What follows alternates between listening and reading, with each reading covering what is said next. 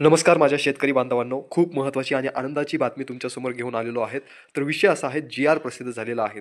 जून ते ऑक्टोबर 2024 हे ऑगस्ट ते सप्टेंबर या कालावधीमध्ये विविध जिल्ह्यात अतिवृष्टी व पूर यामुळे झालेल्या शेती पिकांच्या नुकसानीपोटी बाधितांना मदत देण्याबाबतचा जी-आर शासनाने प्रसिद्ध केलेला आहे. महसूल व वन विभागाचा जी-आर प्रसिद्ध झालेला आहे. आता शासनामार्फत ज्या शेतकऱ्यांना पावसामुळे किंवा पुरामुळे शेती पिकांचं नुकसान झालेलं होतं, त्यांना आता नुकसान भरपाई मंजूर झालेली आहे. आता किती रक्कम मिळणार आहे? ती रक्कम हेक्टरी मिळणार की कशी मिळणार आणि कोणते जिल्हे यामध्ये समाविष्ट करण्यात आलेले आहेत, हे संपूर्ण आपण या व्हिडिओच्या माध्यमातून बघणार आहोत. त्या अगोदर जर तुम्ही चॅनल नवीन असाल, तर नक्की आपल्या चॅनलला सबस्क्राईब करा. आपल्या मराठी माणसाला नक्की सपोर्ट करा आणि व्हिडिओलाही नक्की लाईक करा. कारण की तुमच्यापर्यंत अशा बातम्या पोहोचणं खूप गरजेचं असतं. तर नक्की चॅनलला सबस्क्राईब करा. तर लक्षात घ्या, जून ते ऑक्टोबर 2024 या कालावधीत अतिवृष्टी व पूर यामुळे जर का शेती पिकाचं नुकसान झालेलं असेल, तर त्यासाठी शासनाने मदत मंजूर केलेली आहे. मग आता यामध्ये कोणकोणते जिल्हे येतात आणि संपूर्ण शासन निर्णय काय आहेत, आपण हे जाणून घेऊया. तर प्रस्तावना बघा. अतिवृष्टी, पूर व चक्रीवादळ यासारख्या नैसर्गिक आपत्तीमुळे शेती पिकांचे नुकसान झाल्यास पुढील हंगामामध्ये उपयोगी पडावे याकरता शेतकऱ्यांना निविष्ठा अनुदान स्वरूपात एका हंगामात एक वेळेस याप्रमाणे राज्य आपत्ती प्रतिसाद निधीमधून विहित दराने मदत देण्यात येते. तसेच राज्य आपत्ती प्रतिसाद निधीच्या इतर मान्य बाबींकरता देखील विहित दराने मदत देण्यात येते. आणि त्यानंतर हा जी प्रस्तावना आहेत, मग यावर शासनाचा काय निर्णय झालेला आहे ते जाणून घ्या. तर लक्षात घ्या, जून ते ऑक्टोबर 2024 या कालावधीत राज्यात विविध जिल्ह्यात अतिवृष्टी व पूर यामुळे झालेल्या शेती पिकांच्या नुकसानीसाठी शेतकऱ्यांना मदत देण्याकरता संदर्भाधीन क्रमांक 3 मधील शासन निर्णयान्वये निश्चित केलेल्या दरानुसार एकूण 2,920,57,50,000 रुपये मंजूर करण्यात आलेले आहेत. इतका निधी वितरित करण्यासाठी शासनाने मंजुरी दिलेली आहे. मग यामध्ये शासनाने काय म्हटलं, की या शासन निर्णयासोबत जोडलेल्या प्रपत्रात दर्शवल्याप्रमाणे उपलब्ध तरतुदीमधून अथवा आवश्यकतेनुसार पूर्ण विनियोजनाद्वारे तरतूद उपलब्ध करून घेऊन कार्यसन म11 यांनी हा निधी वितरित करावा. आदेश दिलेले आहेत, की शासनाने हा निधी लवकरात लवकर वितरित करावा आणि तो डीबीटी पोर्टलद्वारे लाभार्थ्यांना थेट त्यांच्या बँक खात्यात वितरित करण्यात यावा, असे सांगण्यात आलेलं आहे.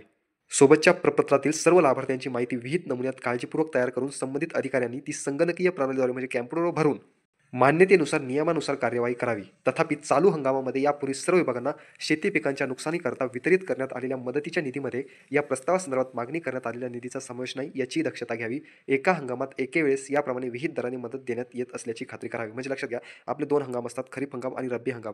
ज्या हंगामामध्ये नुकसान झालेले आहे त्याचाच निधी शासनाने द्यावा किंवा अधिकाऱ्याने वितरित करावा अशी खात्री करून घ्यावी. त्यानंतर शासन निर्णय जो काय आजचा जी-आर आहे, त्यामध्ये जिरायत पिके, बागायत पिके व बहुवार्षिक पिकांच्या नुकसानासाठी मदतीच्या विहित दरानुसार जास्तीत जास्त 3 हेक्टरपर्यंतच्या मर्यादेत असल्याची खातरजमा करण्यात यावी. म्हणजे लक्षात घ्या, जिरायत पिके असो किंवा बागायत पिके असो किंवा बहुवार्षिक पिके असो, यांची जी काही नुकसान भरपाई द्यायची ठरली, तर ती जास्तीत जास्त 3 हेक्टरपर्यंत देण्यात यावी. यावरून तुम्हाला समजलं असेल, की कितीपर्यंत मदत मिळू शकते. तुमची जमिनीची कितीपर्यंत नुकसान जर का झाली असेल, तर तिथपर्यंत मदत मिळू शकते. 3 हेक्टरपर्यंत तुम्हाला मदत मिळणार आहे. भले तुमची नुकसान 4 हेक्टरची असो किंवा 5 हेक्टरची असो, तर तरी तुम्हाला 3 हेक्टरपर्यंत तरी मदत शासन देणार आहेत. बाकी 2 हेक्टर असेल तर 1 हेक्टर असेल तर त्याप्रमाणे ती मदत मिळेल. कोणत्याही लाभार्थ्यांना मदत देताना द्विरोक्ती होणार नाही, याची तहसीलदार व जिल्हाधिकारी यांनी काळजी घ्यावी. म्हणजे पुन्हा पुन्हा एकाच नुकसानीसाठी दोनदा पैसे पाठवण्यात येणार नाही, याची काळजी तहसीलदार व जिल्हाधिकारी या कार्यालयाने घ्यावी.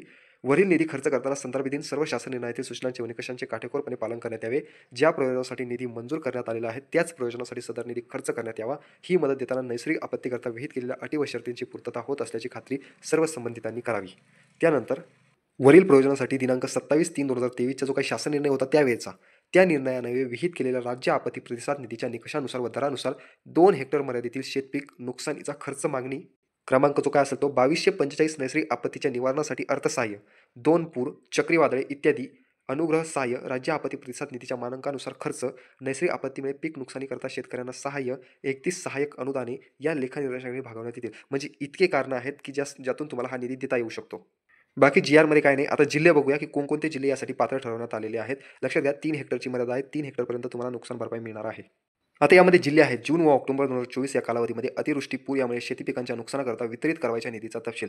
आता तुम्ही काय व्हिडिओ पॉज करूनही बघू शकतात, परंतु मी तुम्हाला थोडक्यात समजून सांगतो कसं वाचायचं. लक्षात घ्या, छत्रपती संभाजीनगर हा विभाग आहे. त्या विभागामध्ये पहिला जिल्हा आहे जालना. जालन्याचा जो काही प्रस्तावाचा दिनांक आहे तो 7/10/2024 आहे, म्हणजे 7 डिसेंबर 2024 आहे. कालावधी आहे 24 सप्टेंबर 2024 पर्यंतची जी काही नुकसान भरपाई आहे तोपर्यंतचा आहे. यामध्ये एकूण बाधित क्षेत्र आहेत, म्हणजे जालना जिल्ह्यामध्ये 2,55,519 हेक्टर इतकं क्षेत्र बाधित झालेलं आहे आणि बाधित शेतकऱ्यांची संख्या जालना जिल्ह्यामध्ये आहे 2,82,538. म्हणजे जालना जिल्ह्यातील 2,82,538 शेतकऱ्यांना या योजनेचा लाभ मिळणार आहे. त्यासाठी एकूण 41,230 लाख रुपये इतका खर्च मंजूर करण्यात आलेला आहे. समजा जालना जिल्ह्यातला आता अशाच प्रकारचे छत्रपती संभाजीनगरमध्ये जालना जिल्हा आहेत, हिंगोली आहेत, नांदेड, बीड, धाराशिव, छत्रपती संभाजीनगर, परभणी म्हणजे छत्रपती संभाजीनगरमधील 8च्या 8 जिल्ह्यांचा समावेश करण्यात आलेला आहे.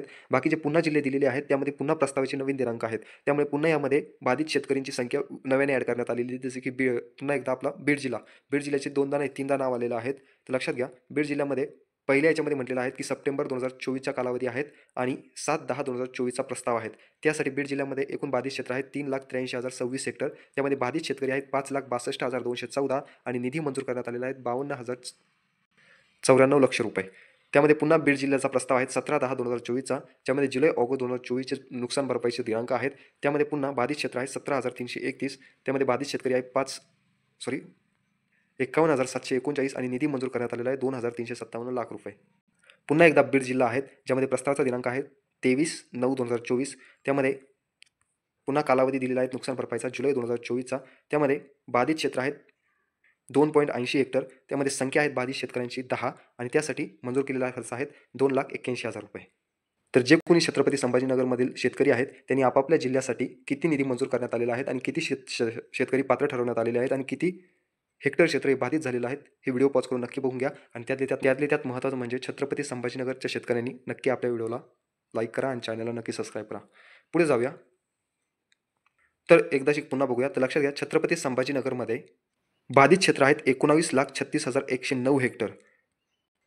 बाधित शेतकऱ्यांची संख्या आहे 25,17,384 आणि निधी मंजूर करण्यात आलेला आहे 2,73,862 लाख रुपये. इतका निधी मंजूर करण्यात आलेला आहे छत्रपती संभाजीनगर विभागासाठी. त्यानंतर पुढचा विभाग आहे नागपूर विभाग. नागपूरमधील जिल्हे आहेत वर्धा, नागपूर जिल्हा, गोंदिया, भंडारा, पुन्हा वर्धा, गडचिरोली, नागपूर, चंद्रपूर, वर्धा. म्हणजेच नागपूर विभागातीलही सर्वचे सर्व जिल्ह्यांचा समावेश करण्यात आलेला आहे.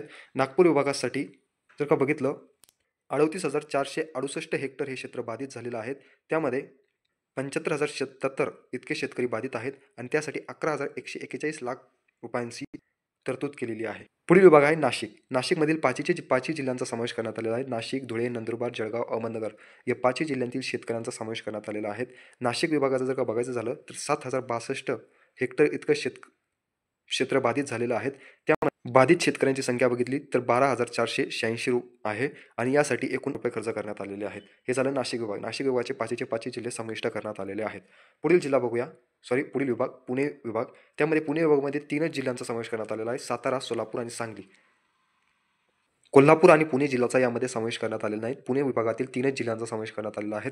एकूण पुणे विभागामध्ये 42,981 हेक्टर क्षेत्र बाधित आहेत. त्यामध्ये 43,300 शेतकऱ्यांना पैसा मिळणार आहेत आणि त्यासाठी 6,160 लाख रुपये मंजूर करण्यात आलेले आहेत. अशा पद्धतीने छत्रपती संभाजीनगरमधील सर्व जिल्हे, त्यानंतर नागपूरमधीलही सर्व जिल्हे, नाशिक विभागातीलही सर्व जिल्हे आणि पुणेमधील सातारा, सोलापूर, सांगली, कोल्हापूर आणि पुणे जिल्हा वगळण्यात आलेला आहे. तर या 22 जिल्ह्यांतील शेतकऱ्यांना नुकसान भरपाईचे पैसे मिळणार आहेत. त्यांच्या खात्यामध्ये थेट ट्रान्सफर होणार आहेत. यामध्ये 2 विभागांचा समावेश करण्यात आलेला नाही. एक कोकण विभाग आणि एक अमरावती विभाग. या दोन्ही विभागांतील शेतकऱ्यांचा यामध्ये समावेश करण्यात आलेला नाही. या 22 जिल्ह्यांनाच नुकसान भरपाईचे सध्या तरी पैसे मिळणार आहेत. तुम्हाला जर का महत्त्वाची वाटली असेल तर नक्की आपल्या चॅनलला सबस्क्राईब करून ठेवा. तुमच्यासाठी खूप कामाच्या गोष्टी आपल्या चॅनलवर पुढील काळात येणार आहे. त्यामुळे नक्की चॅनलला सबस्क्राईब करा, व्हिडिओलाही नक्की लाईक करा. भेटूया आपण पुढील व्हिडिओमध्ये अशाच महत्त्वपूर्ण अपडेट घेऊन. तोपर्यंत तरी धन्यवाद.